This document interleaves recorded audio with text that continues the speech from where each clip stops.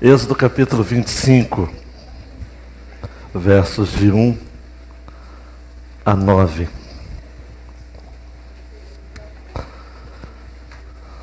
Pode soltar a tela, filhão, por favor. Deus quer habitar com o seu povo. Deus quer habitar com o seu povo. Preste atenção aqui, vamos fazer um rápido passeio no livro de Êxodo. Não vou ler todo o livro, mas você acompanha comigo aí. Do capítulo 1 de Êxodo até o capítulo 18. Se você for juntar assim, um bloco de textos de 1 a 18, o tema geral dessa porção pode ser resumido pela palavra redenção. Deus está redimindo o seu povo. E Ele o faz escolhendo um homem que vai ser líder da libertação do povo de Deus do Egito, e vai iniciar a sua caminhada em direção à terra prometida. E o nome deste homem é Moisés. Quer conhecer sobre Moisés? Leia Êxodo. Não assista a novela da Record. Tem muita ficção na novela. A Bíblia continua sendo exata. 1 a 18, Deus redime o seu povo. Se você pegar 19 a 24, uma outra porção assim, 19 a 24. O tema pode ser sintetizado desta porção pela palavra pacto, aliança. Deus faz uma aliança com o seu povo. O relacionamento que Deus mantém com o seu povo é um relacionamento legal.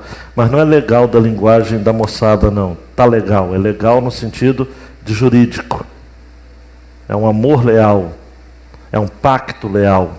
Deus estabelece um acordo, uma aliança, ou um concerto, que não é concerto com S, que é concerto de consertar o que está estragado, é concerto com C. Então é o sentido de um acordo que Deus estabelece com o seu povo, e que tem base, a constituição deste acordo são os 10 mandamentos, e também as leis casuísticas, as leis condicionais, as leis do dia a dia de um povo que estava rumando para uma terra que ainda estava uma estrutura social nômade, e iria se estabelecer numa terra e precisaria então de algumas leis, de alguns preceitos, de algumas regulamentações. Mas essas leis, amados, elas não podiam absolutamente fazer com que o povo amasse a Deus. A lei não faz ninguém amar. Ninguém mantém com seus filhos, por exemplo, ou não deveria, né, manter um relacionamento só a partir de obrigações, de pode, não pode, de estipulações. Se você quiser realmente manter um relacionamento leal com seus filhos, além das orientações, das leis, das regras, você precisa colocar amor, graça, misericórdia, sim ou não? Então Deus é assim também. Deus não quer relacionar-se com a gente apenas numa lista de pode e não pode. Tem gente que tem uma visão errada de Deus, tem uma visão de um Deus legalista. Por isso que, se você pegar 25 até 40, a última porção, a palavra temática é tabernáculo, que significa habitação. Tá? Deus quer habitar com o seu povo. Então, nós estaremos começando hoje a expor sobre este tema. Deus quer habitar com o seu povo. E o grande desafio nosso vai ser falar sobre o tabernáculo. E muita gente tem ouvido falar e lido, se interessado em saber todos aqueles detalhes sobre o tabernáculo. Eu sei que talvez você vai vir aqui aos domingos e vai dizer: pastor, eu quero que o senhor explique para a gente o que significa cada detalhe, não é? Cada argola, cada gancho, cada tenda, muitas cores, muitos tons. Mas eu quero estar expondo esse texto com muita serenidade entre vocês, para dizer que a temática geral realmente é de que se no Êxodo, se no Gênesis, Deus estava caminhando com o seu povo, em Êxodo Deus quer habitar com o seu povo. Tá ok? O grande foco do livro de Êxodo pode ser sintetizado nessa frase: Deus liberta Israel, preparando para um relacionamento leal como seu povo particular. Nós discutimos essa grande ideia do livro lá em Atibaia, quando nos reunimos com alguns pastores do Prega Palavra, estudando o livro de Êxodo em 3 dias. E ao final nós chegamos à conclusão então de que essa frase seria melhor: Deus liberta Israel, preparando para um relacionamento leal como seu povo particular. Nós vamos começar então a primeira porção, os versículos de 1 a 9 do capítulo 25 de Êxodo, e eu lhe encorajo a abrir a sua Bíblia para acompanharmos a leitura. Então o Senhor disse a Moisés: fala aos israelitas que me tragam uma oferta. Recebereis a oferta de todo homem cujo coração o levar a contribuir. E esta é a oferta que recebereis deles: ouro, prata, bronze, tecido azul, púrpura, carmesim, linho fino, pelos de cabras, peles de carneiros tingidas de vermelho, peles de animais marinhos, madeira de acácia, azeite para iluminação, especiarias para o óleo da unção e para o incenso aromático, pedras de perilo, pedras de engaste para o colete sacerdotal e para o peitoral. Eles me farão um santuário, para que eu habite no meio deles. E fareis conforme tudo o que eu te mostrar, como modelo do tabernáculo e de todos os seus utensílios. Oremos mais uma vez. Deus, agarra o nosso coração e tome a nossa atenção de súbito, para que possamos ouvir e entender a palavra que o Senhor tem para a gente nesta noite. Use as nossas mentes, o nosso coração, para captarmos a essência da tua palavra, no nome de Jesus. Amém e amém. Deus quer habitar com o seu povo e está construindo uma casa, um tabernáculo, uma tenda que seria portátil durante toda a caminhada no deserto. À medida que o povo caminhava, essa tenda era desmontada para que a comunhão com o Senhor fosse estabelecida de maneira concreta. A grande ideia desta passagem, dessa porção que lemos, é de que Deus não quer apenas caminhar com o seu povo, é o seu desejo máximo habitar com o seu povo. Deus não quer apenas caminhar, Deus quer habitar com o seu povo. Eu preciso fazer um comentário, amados, que nós vivemos em um tempo que nós precisamos resgatar esta mensagem do tabernáculo, porque existem muitos crentes que se contentam em apenas ter experiências esporádicas com o Senhor, ter caminhadas com o Senhor, o que é muito bom, mas não é o suficiente. O suficiente, o eficiente na vida cristã é você ter o Senhor habitando dentro do seu coração, é você viver com Ele, viver para Ele, desfrutar então desse relacionamento. Então a temática do tabernáculo fala sobre isso. Deus quer tabernacular conosco. Essa palavra veio se transformar num verbo que depois, na sua correspondência grega, vai ser traduzida em João 1:14, justamente sobre isso, quando fala de que Deus, através de Jesus, veio habitar entre nós, cheio de graça e de verdade. Jesus é o nosso tabernáculo. Hoje nós não precisamos mais de um tabernáculo. Nós não precisamos mais ir para o templo de Salomão. Nós não precisamos mais crer em locais sagrados. Eu até ouso dizer para vocês, não existe terra santa, existem pessoas santas. Não existe mais. Viaja à terra santa. Terra santa é aqui, é ali, é acolá, onde os santos de Deus estão. Nós temos esse texto, 2 porções, muito simples. Eu quero chamar a sua atenção para aprendermos algo mais. A primeira porção, ofertas para o tabernáculo. O princípio da generosidade. Eu preciso colocá-los a par, amados, de que o povo ainda está ao pé do Monte Sinai. Cerca de 1,5 milhão de pessoas ao pé do Monte Sinai. Ninguém poderia chegar próximo ao monte, a não ser o próprio Moisés. Moisés já havia recebido, amados, da boca de Deus, os 10 mandamentos e as demais leis. E agora Moisés, nós vimos no domingo próximo passado, Êxodo 24, de 15 a 18, a NVI vai traduzir assim: quando Moisés subiu, Moisés recebeu a incumbência de subir ao monte, a nuvem cobriu o monte, e a glória do Senhor permaneceu sobre o monte Sinai. Durante 6 dias a nuvem cobriu o monte. No 7º dia o Senhor chamou Moisés do interior da nuvem. Aos olhos dos israelitas, a glória do Senhor parecia um fogo consumidor no topo do monte. Moisés entrou na nuvem, foi subir no monte, e permaneceu no monte 40 dias e 40 noites. Vocês estão comigo? Moisés recebe as orientações de Deus, ouve a voz de Deus, e agora ele é convidado para subir ao monte, para receber as leis de Deus, escritas pelo próprio dedo de Deus. E ele fica 40 dias e 40 noites. E agora ele desce do monte. E vai dizer no versículo 25 que ele tem uma fala aos israelitas: me tragam uma oferta. Me tragam uma oferta. Agora Deus fala a Moisés que o povo deveria trazer ofertas diversas ao Senhor. E Moisés fala, amados, num tom realmente muito interessante, porque ele estava há algum tempo diante da glória do Senhor.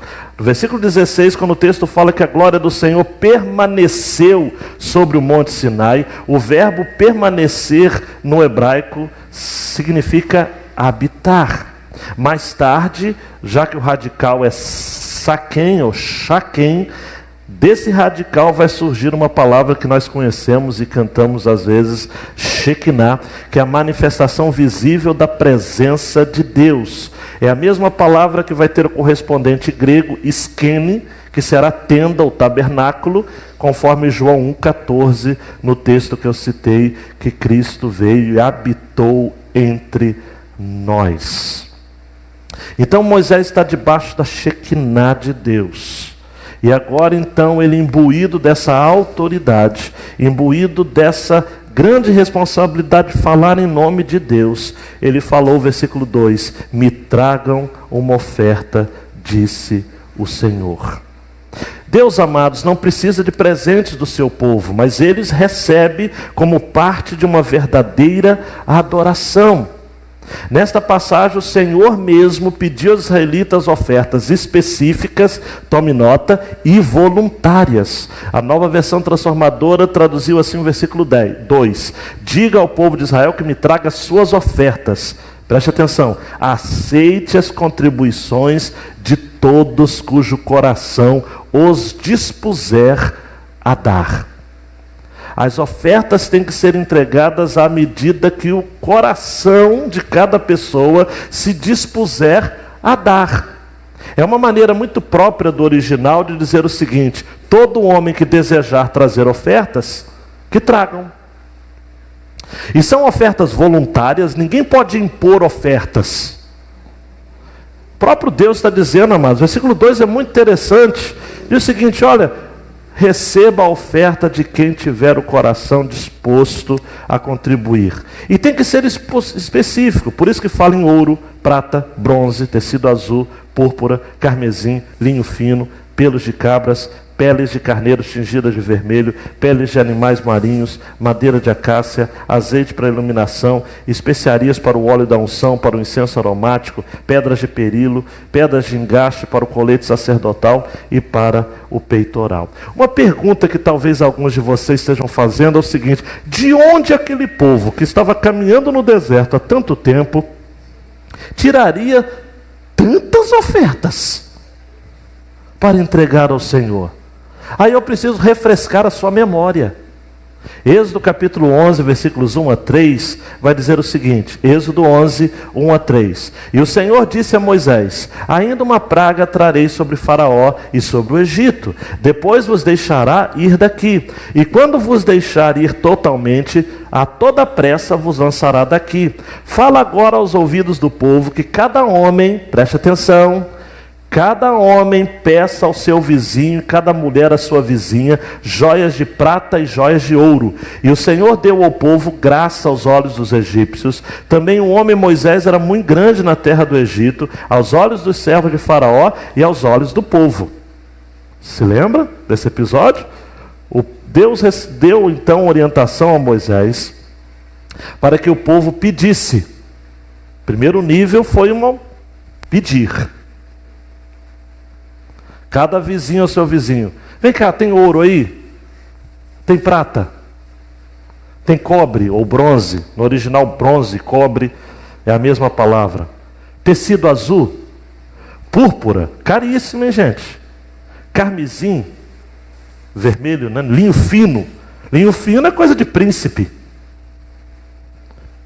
Pelos de cabras, peles de carneiros, tingidas de vermelho, peles de animais marinhos, madeira de acácia, azeite para iluminação e por aí vai.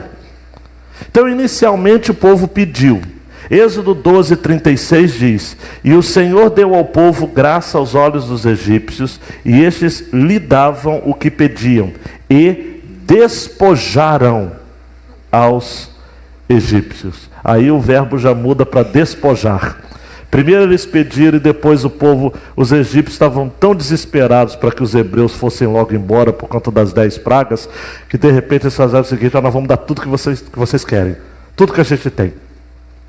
Então o povo na caminhada do deserto, amados, estava guardando essas riquezas que haviam sido despojadas dos egípcios.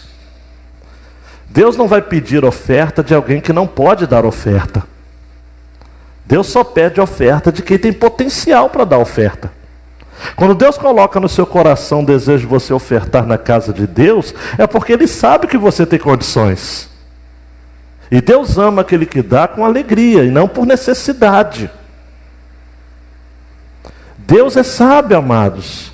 Agora, uma coisa que eu fiquei pensando é o seguinte: como que Deus é Deus mesmo, como foi cantado aqui? O Egito foi uma espécie de útero para o nascimento do Filho de Deus chamado Israel. O Egito financiou a Israel para que Israel pudesse caminhar no deserto e agora construir o tabernáculo. Em Êxodo 12:36, amados, o mesmo texto que eu li, mas agora na nova linguagem de hoje, vai dizer o seguinte: o Senhor Deus fez com que os egípcios dessem de boa vontade aos israelitas tudo o que eles pediam. Assim o povo de Israel tomou as riquezas dos egípcios. O despojar aqui está a ideia de tomar as riquezas dos egípcios. Deus deu permissão a Israel de tomar as riquezas dos egípcios, e agora o mesmo Deus diz: me tragam oferta. Se fossem os próprios egípcios, amados, a ofertar, Deus jamais receberia ofertas das mãos dos egípcios. Mas a mesma riqueza dos egípcios, das mãos do povo de Deus, Deus disse: tragam para mim ofertas. Todos nós que somos trabalhadores e recebemos os nossos proventos, os nossos rendimentos mensais, muitas vezes nós trabalhamos para homens ímpios, que Deus jamais receberia oferta de suas mãos. Mas como nós recebemos como fruto do nosso trabalho honesto, mesmo o dinheiro que antes era usado para fins escusos, dados a nós de maneira legítima, como fruto do nosso trabalho, passam a ser santos. E daí então, Deus é tão sábio que faz com que recursos para a sua obra sejam dados, ofertados pelo seu próprio povo. Em outras palavras, amados, preste atenção aqui. Deus não quer que os ímpios contribuam para a sua obra. Deus até pode usar, mas a priori, em primeira mão, Deus quer fazer a sua obra através das mãos dos santos e santas de Deus. O povo de Deus, a igreja de Deus, não deveria esperar dinheiro do governo, dinheiro de empresários envolvidos em tantas falcatruas. Quem sustenta a obra de Deus sempre foi e sempre será o povo de Deus. O povo de Deus. Quando eu leio para esse texto, eu fico pensando o seguinte: meu Deus, como a sua palavra é sábia. O saque, e essa pode ser uma palavra usada, que o povo de Deus fez no Egito, agora é requerido pelo próprio Senhor, dizendo o seguinte: tudo bem, vocês estão aí com ouro, prata, cobre, pedras preciosas, me traga uma oferta agora. Quem conhece a história bíblica sabe que o povo foi tão generoso para contribuir, que Moisés precisou chegar para o povo e dizer o quê? Basta. É o sonho de todo pastor. É chegar um momento da obra, do trabalho de Deus, que o pastor fala assim: chega de oferta. Chega.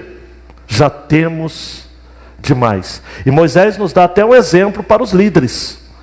Os líderes de Deus, preste atenção, precisam ser corretos e éticos, a ponto de, quando tiver os recursos necessários para um determinado projeto, dizer ao povo: chega.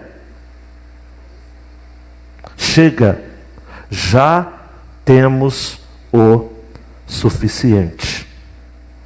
Então, amados e amadas, por mais que alguns estudiosos, pastores, gostam de pegar simbolismos acerca dessas ofertas, o que eu entendo de maneira geral é de que Deus está cobrando do povo o melhor que eles tinham. Deus deu tudo para Israel e agora pede parte para a construção do tabernáculo. É sempre assim. Deus espera que o seu povo contribua. Alguém já disse, amados, que a última parte do homem que se converte é o bolso. Eu fico imaginando que alguns dizem assim: poxa vida, Deus, mas o Senhor mandou a gente pegar dos egípcios, eles deram para a gente despojou os egípcios, e agora o Senhor pede para dar uma oferta, Senhor. Eu já contei para vocês aqui, mas eu vou contar de novo. Você faz cara que eu nunca contei. O garotinho que tinha 2 moedas e o pai falou o seguinte: filho, uma é para você e outra é para o Senhor. Ele começou a caminhar, brincando e tal. De repente uma moeda vai, cai da sua mão e vai direto para o ralo. E o garoto fala: ah, meu Deus, já foi a moeda que era para o Senhor. Nós somos assim, amados. Tem gente que chega na obra de Deus, na casa de Deus, e fala assim: eu não tenho condições de ofertar. Tem. Pode ter pouco, muito, não importa. O que importa é ser generoso. Então, ofertas para o tabernáculo é um princípio de generosidade. A segunda divisão desse texto, os versos 8 e 9. Lucas, propósito do tabernáculo é que Deus quer habitar com o seu povo. Versículo 8 diz: eles me farão um santuário, para que eu habite no meio deles. E fareis conforme tudo que eu te mostrar, como modelo do tabernáculo e de todos os seus utensílios. Repare na ênfase tanto do versículo 2 quanto do versículo 8. Versículo 2: fala aos israelitas que me tragam uma oferta. Versículo 8: eles me farão um santuário. É Deus quem está pedindo. E Deus está pedindo para si: me tragam uma oferta, e eles me farão um santuário. No original, santuário é um lugar sagrado, um lugar santo. Mais tarde vai ser a palavra usada para templo, lugar santo. Jeremias 17:12, um trono de glória, posto bem alto desde o princípio, é o lugar do nosso santuário. Mais tarde nós vamos encontrar em Atos dos Apóstolos uma das mensagens dos apóstolos dizendo que Deus não habita em templos feitos por mãos humanas. Mas aqui na antiga aliança, a ideia de um tabernáculo estava pressupondo o tempo onde Israel iria construir um templo permanente na cidade de Jerusalém. Nós estamos diante, amados, de um santuário portátil, um lugar onde Deus estaria habitando junto com o seu povo. E no versículo 9, nós vamos encontrar o seguinte: fareis conforme tudo que eu te mostrar, o Senhor está dizendo, como modelo do tabernáculo. Moisés não tiraria nada da sua cabeça, ele não faria o tabernáculo aos seus termos. O modelo do tabernáculo estava no céu. A palavra modelo aqui no original tem a ver com maquete. A maquete estava no céu. Maquete estava no céu. Hebreus 8:5 vai dizer: os quais servem de exemplo e sombra das coisas celestiais, como Moisés divinamente foi avisado, estando já para acabar o tabernáculo, porque foi dito: olha, faze tudo conforme o modelo que no monte se te mostrou. Atos 7:44 vai dizer: estava entre nossos pais no deserto o tabernáculo do testemunho, como ordenara aquele que disse a Moisés que o fizesse segundo o modelo que tinha visto.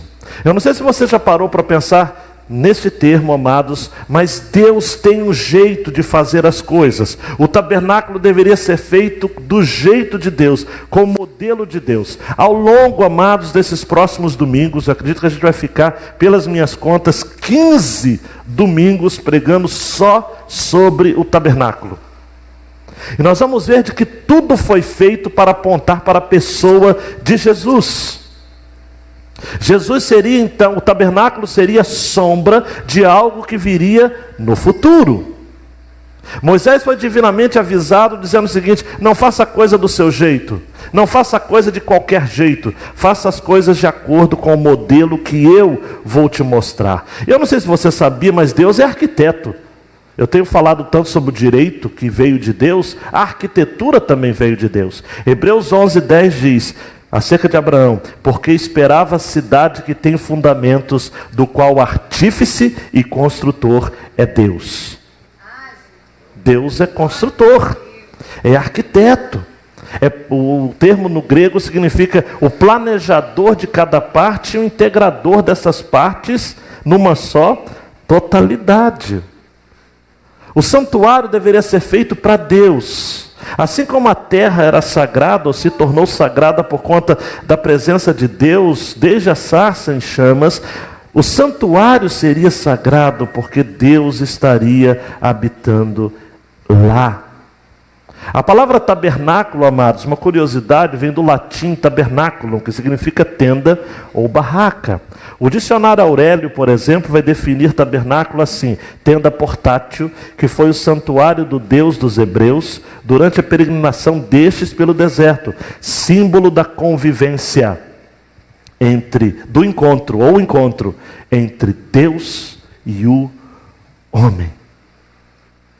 Hoje eu repito, amados, Jesus é o nosso tabernáculo. Ele tabernaculou, morou entre nós. Mas na antiga aliança era muito importante. E se você pesquisar na internet, você vai ver fotos do tabernáculo.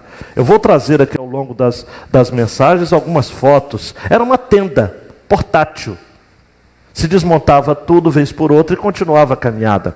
No Antigo Testamento, tabernáculo é chamado de tenda, tenda da congregação, tenda de culto, tabernáculo do testemunho ou simplesmente santuário.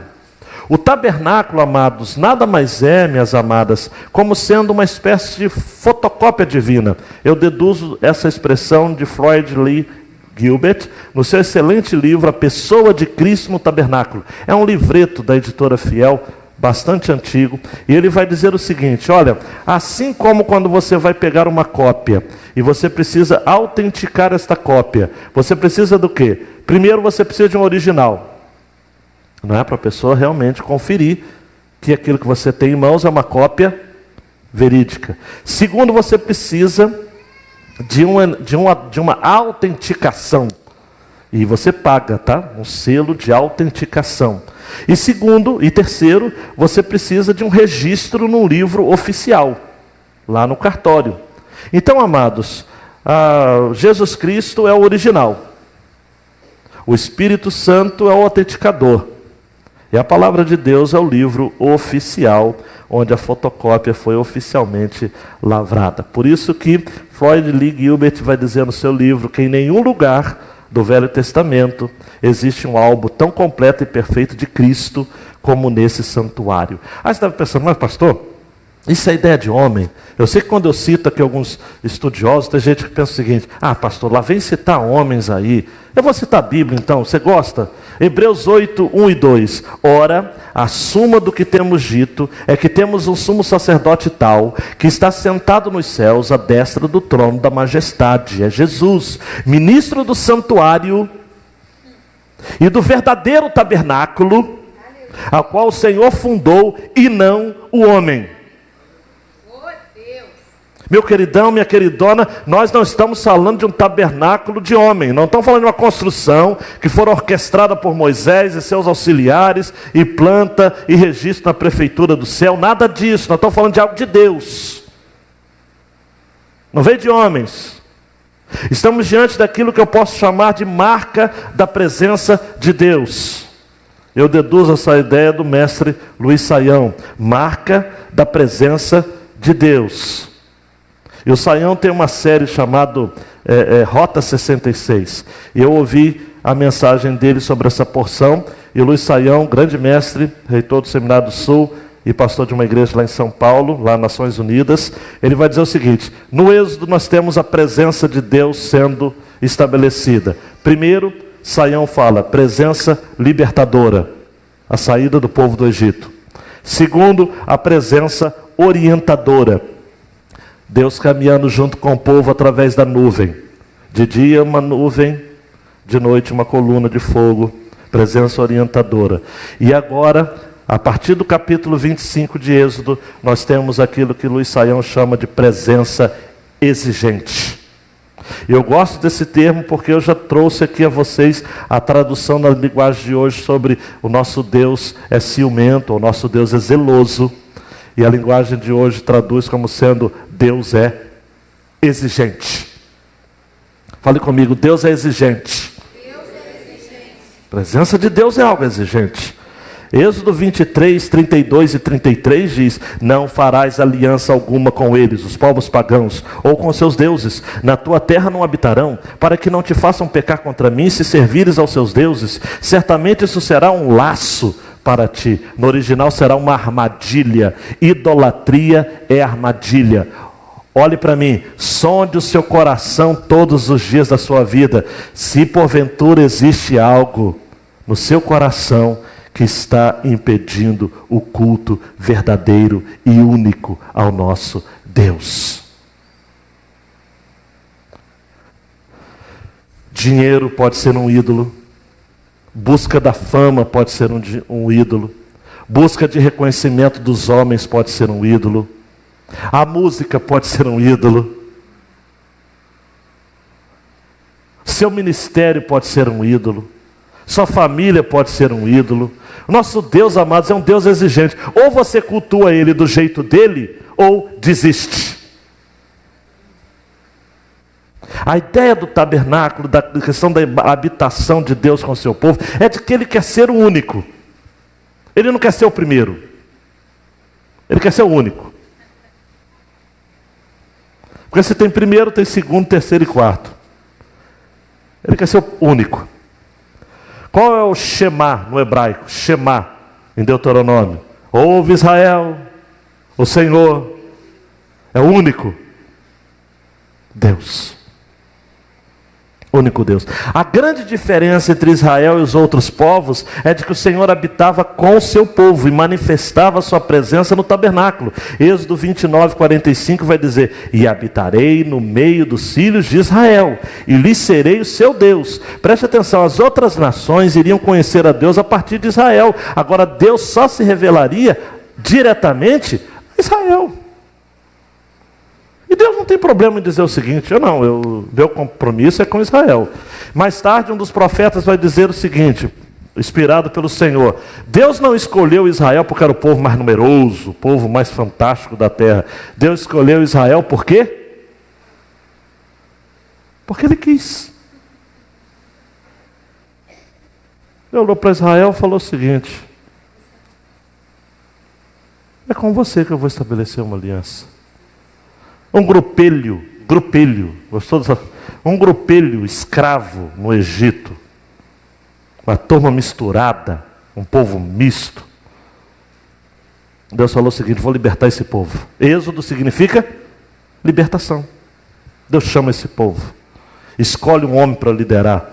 E Deus é tão interessante que vai chamar um homem que havia sido criado na corte egípcia, filho da filha de Faraó. Mas só que ele tinha uma origem, não era egípcio, ele era hebreu. Você conhece a história. E Deus chama esse homem. Prepara esse homem onde, amados? A vida de Moisés pode ser dividida em 3 ciclos de 40 anos. 40 anos ele está no Egito, ele pensa que é alguém. O segundo ciclo são mais 40 anos que ele está em Midian. Ele descobre que é ninguém. Tudo que ele havia estudado no Egito, segundo as ciências dos magos, dos encantadores, dos entendidos, ele vai ser pastor de ovelha, que nem era dele, porque diz o texto que ele pastoreava as ovelhas do seu sogro. Tem coisa pior do que trabalhar para sogro? Mas esquece isso daí. Então, primeiros 40 anos, Moisés pensa que é alguém. Segundo ciclo de 40 anos, Moisés descobre que ele é ninguém. Terceiro ciclo de 40 anos, ele está caminhando no deserto, liderando o povo, e aí ele descobre o que Deus pode fazer com um ninguém.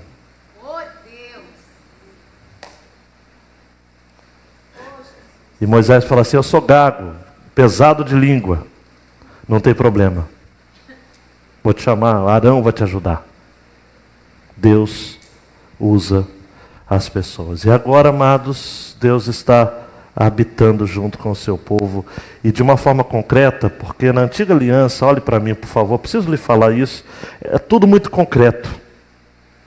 O judeu, tanto a língua quanto a cosmovisão deles, não é nada abstrato, é tudo. Então o tabernáculo é essa representação viva da pessoa de Deus, do culto a Deus. E Hebreus vai estar dizendo, a partir do capítulo 8, que Jesus é o ministro do santuário e ele é o verdadeiro tabernáculo. Eu preciso fazer aqui algumas aplicações para vocês. Vamos lá, Lucas. Primeiro, nossas ofertas na igreja devem ser dadas ao Senhor, livremente, e não coagidas por promessas de bênçãos terrenas. Versículo 2 diz assim: fala aos israelitas que me tragam uma oferta. Recebereis a oferta de todo homem cujo coração o levar a contribuir. 2 Coríntios 9:7, Paulo vai dizer: cada um contribua segundo propôs no seu coração, não com tristeza ou por constrangimento ou necessidade, porque Deus ama o que dá com alegria. Amados, nós temos visto tristemente alguns movimentos se pervertendo, se desviando nesse princípio que para a gente é tão claro. Oferta para Deus tem que ser com alegria, tem que ser livremente, tem que ser dado ao Senhor com alegria, não por constrangimento, e muito menos, olhe para mim, para receber uma bênção terrena. Furada. Mentira. Deus coloca no nosso coração o desejo de ajudar, e o mesmo Deus coloca no mesmo coração as condições para ajudarmos. Tem gente que chega para Deus e fala o seguinte: Senhor, eu queria tanto ter para ajudar, e Deus dá, e o infeliz não dá. Vai entender, ser humano é bicho complicado, né? Ah, Senhor, se eu tiver um emprego, vou te falar uma coisa, hein? Vou sustentar tua obra. Cuidado com o que você pede para Deus, porque a palavra de Deus diz que Deus não se agrada de voto de tolos. Eclesiastes. Aquilo que você promete, você tem que cumprir. Mas Deus também não vai te castigar, não vai matar seu filho, não vai fazer com que a sua sogra more na sua casa, por conta de qualquer tipo de desobediência sua. Absolutamente. Porque Deus, Ele dá ao seu coração a vontade de contribuir, dar recursos, e ele quer receber por livre e espontânea vontade. Você compreendeu isso? Diga amém. Segunda aplicação. O que Deus nos dá hoje, Ele pode requisitar amanhã. E devemos ter a humildade de reconhecer isso. Nada que temos é nosso definitivamente. Olha para mim, amados. Eu fico imaginando aqueles hebreus que estavam assim, cheios do dinheiro. Porque eu tenho para mim, a Bíblia não diz isso não. O Ezequias diz que teve gente que tinha muito, tinha gente que tinha pouco. Todo grupo é assim, né? Aí quem tinha muito falou o seguinte: olha, eu vou te falar uma coisa, hein? Nós estamos bem mesmo.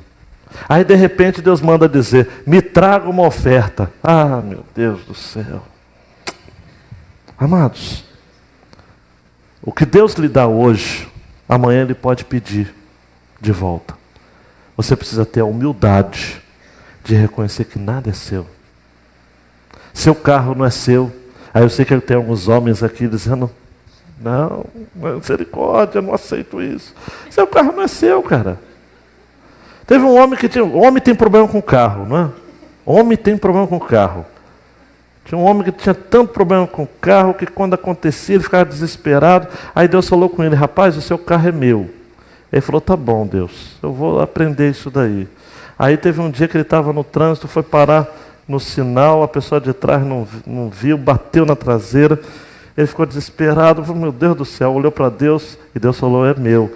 Ele falou: então, Deus, bateram no seu carro aí, Deus. Bateram no seu carro, o senhor vai fazer o quê?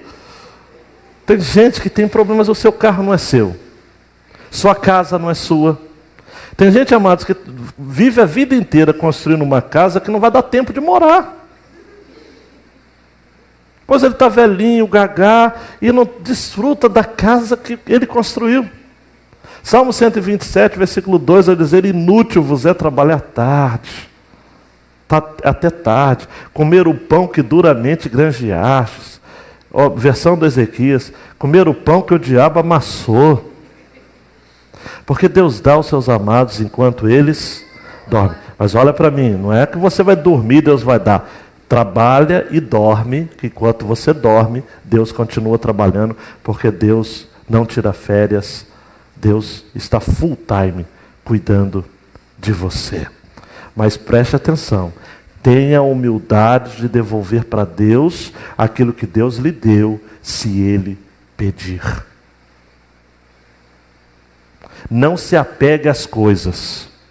Faça como John Wesley, que orava o seguinte: Senhor, tudo que eu recebo, eu dou liberalmente, porque eu não quero que o dinheiro encontre o caminho do meu coração. Tem gente que tem problema com dinheiro, hein? Tem gente que só serve a Deus quando está na pindaíba. Deus começa a dar dinheiro para o cara já começa a fazer umas viagens, o cara já começa a curtir, a esbanjar, postar foto no Facebook e dizendo o que está podendo, o que está fazendo, o que está acontecendo. Deus que dá. E o que Ele dá hoje, Ele pode lhe requisitar amanhã. Terceira aplicação, lindo Lucas. Deus sempre desejou manter um relacionamento de intimidade com o homem. E a lei sozinha não conseguiria estabelecer essa relação. Eu não vou ter tempo para expor isso, mas a lei sozinha não pode estabelecer contato de intimidade. Se nós ficássemos com o Êxodo apenas até o capítulo 24, nós iríamos ter uma visão parcial do relacionamento de Deus com o homem. Porque Deus estabelece leis. E aí, só isso? É só obedecer? Como diz os militares, manda quem pode, obedece quem tem juízo? É só isso? Não. Não. Deus não quer um robô, Deus não quer um subordinado que não reflita. Deus quer manter um relacionamento de amor leal com o seu povo. Para isso, então, tem que ter intimidade e tem que ter graça.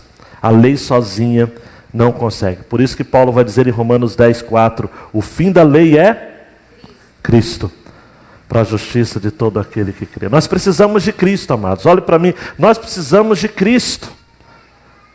Não é? C.S. Lewis tem uma frase muito bonita, interessante, que que ele fala o seguinte: se a gente perguntar para Deus o que ele quer ser, é uma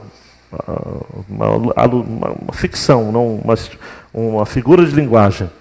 Se a gente for perguntar para Deus o que ele quer ser quando crescer, ele responderia: eu quero ser como Jesus.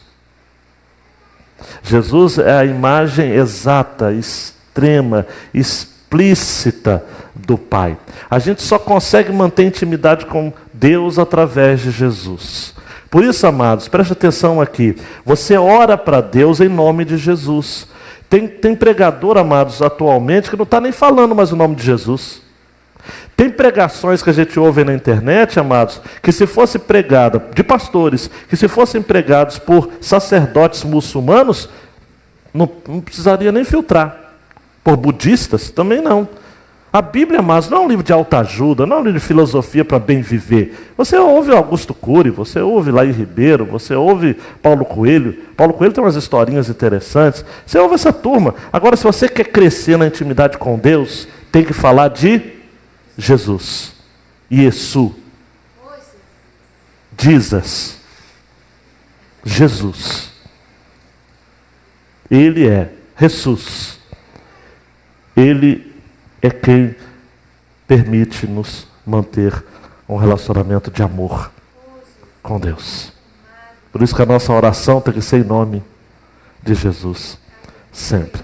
Outra aplicação, amados. Na nova aliança não temos um santuário, um lugar santo. Somos um santuário. Nós somos o templo do Espírito. 1 Coríntios 3,16. Não sabeis vós que sois o templo de Deus e que o Espírito de Deus habita em vós? Não existe mais santuário, lugar santo. Não existe mais. Tem gente que fala o seguinte: nós estamos aqui neste lugar santo. Aqui, amados, é um lugar. A gente pode construir, quebrar isso daqui, construir mais, comprar esse terreno, esse outro. A gente pode ficar debaixo de uma árvore. A gente pode... Gente, não existe lugar, santuário. O que existe somos nós. Somos santos. Somos pessoas santas. E Deus não habita em templos feitos por mãos de homens.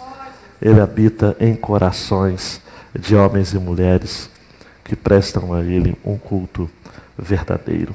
A última aplicação diz assim: a presença de Deus em nossa vida deve acontecer nos termos de Deus e não nos nossos. Eu preciso chamar a sua atenção, amados. Por favor, fique aqui com a gente e me acompanhe comigo algo.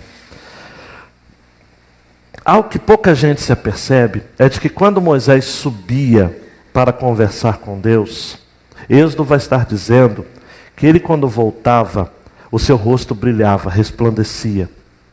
E ele então foi orientado a usar um véu. E o véu serviria então para que o povo não ficasse temendo, não fosse de certo modo assustador olhar para a face de Moisés.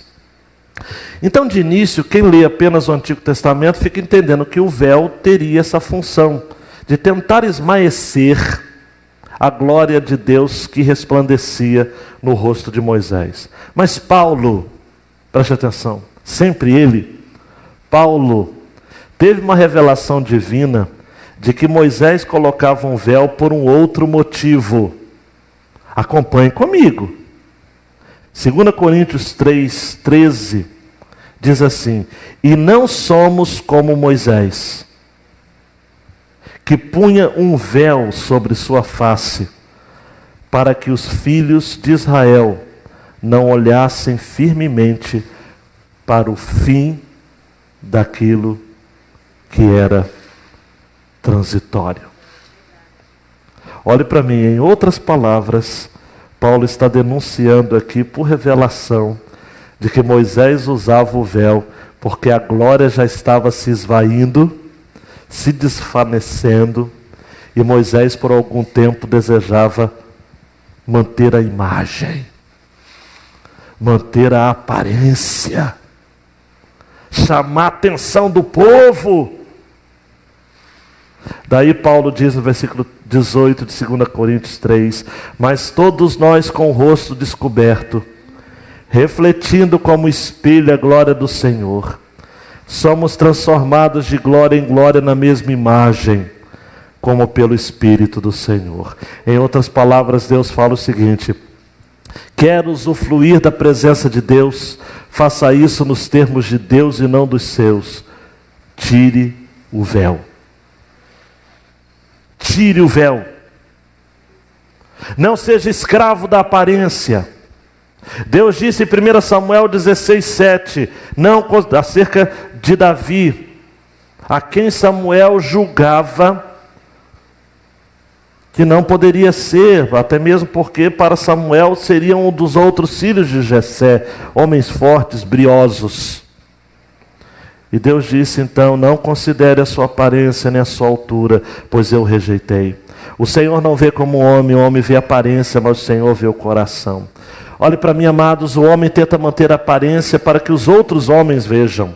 Deus quer do homem a transparência, não somente pelo fato dele já conhecer o nosso coração, mas também porque nós precisamos aprender a mostrar o nosso interior aos homens.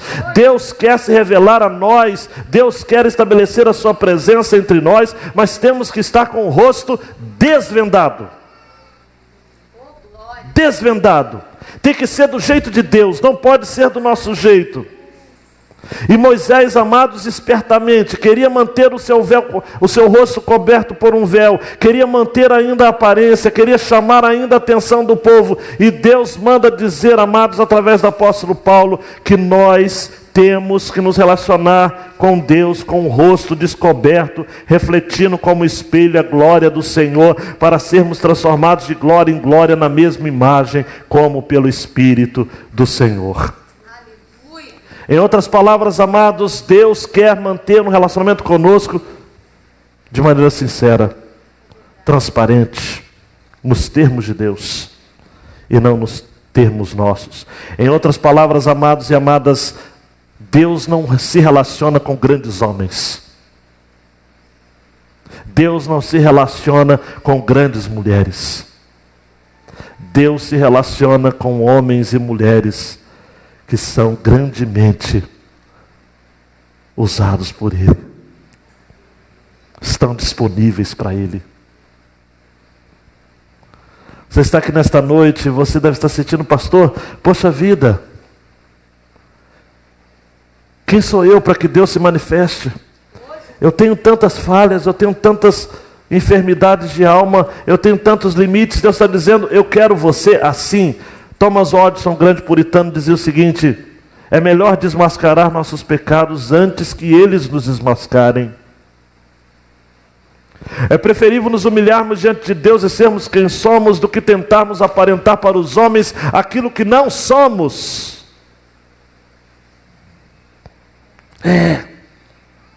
Tem que ser assim. O Paulo desmascara Moisés, porque mesmo Moisés queria manter uma aparência de uma glória que já se desvanecia. Dando um clique, querido, por favor. Na grande ideia, Deus não quer apenas caminhar com o seu povo, é seu desejo máximo habitar com o seu povo. Hebreus já está falando sobre Moisés. Hebreus 11:27 vai dizer o seguinte: pela fé deixou o Egito, não temendo a ira do rei, porque ficou firme, como quem vê o invisível. Nessa maratona de exposições acerca do tabernáculo, eu quero ministrar a você de que você precisa ter os seus olhos no invisível. E algumas perguntas que eu quero falar para tentar tocar o seu coração. O que é que tem feito você perseverar na sua caminhada com o Senhor? Você tem desejado encontrar o valor que só Deus pode lhe dar através do seu trabalho? Fracasso geral, hein? A segurança que você sente para a sua alma está no amor das pessoas? Furada. Você acredita que amar as coisas e usar as pessoas é o melhor caminho? Assim como, amados, Moisés e o povo de Deus tinham seus pés na areia, mas os seus olhos fitos no invisível. Eu e você precisamos assim. Nós só vamos encontrar esperança quando tivermos os nossos olhos fitos no céu, onde está Jesus. Hebreus 12:2 fala sobre isso. Olhando para Jesus, autor e consumador da nossa fé. Olhe para Jesus. Fite seus olhos nos céus. Busque a santidade. Satisfaça sua alma na presença de Deus. E saia daqui fazendo a mesma oração de Moisés, no único salmo que ele escreveu, salmo de número 90. E no versículo 14, Moisés vai dizer: farta-nos de madrugada com a tua benignidade, para que nos regozijemos e nos alegremos todos os nossos dias. Você está caminhando no deserto? Está difícil? Está apertado? Está com dificuldade de ver propósito no que você está vivendo? No seu trabalho, na sua família, no seu dia a dia? Sua alma está cansada, torturada, em sofrimento, tomado pela ansiedade, pelo medo, pela dor, pela culpa? Só Deus pode satisfazer a alma da gente. Farta-nos de madrugada com a tua benignidade, com teu amor leal, para que nos regozijemos e nos alegremos todos os nossos dias. Deus não quer apenas caminhar com você. Deus quer habitar no seu coração.